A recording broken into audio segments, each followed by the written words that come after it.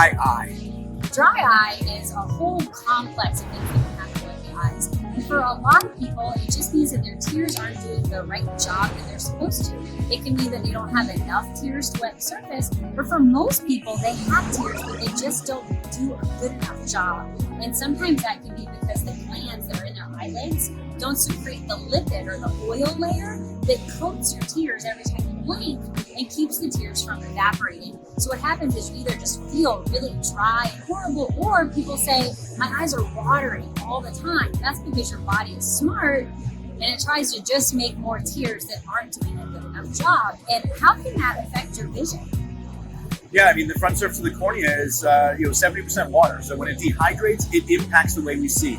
Keeping it clear, keeping yourself hydrated, keeps yourself seeing at your best. And that doesn't just give you good comfort, it also can improve your clarity as well. So how do we treat dry eye? So there are a couple of different ways we treat. And again, it goes back to why are they dry? There are different medications that your doctor can prescribe, like Restasis and Xiidra and Cequa and some of those commercials that you've seen.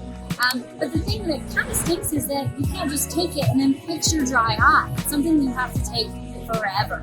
There are other ways that we can treat the glands to make them work more efficiently, to where that helps the dry eye. The one thing I will say is that most people just reach for artificial tears. And that's kind of like if an athlete comes to you and says your knee hurts, and you just give them Tylenol 2 times a day. It doesn't fix it. It's more of a crutch. So if your athletes are continuously having dry eye, we got to get to the root of the cause and fix it.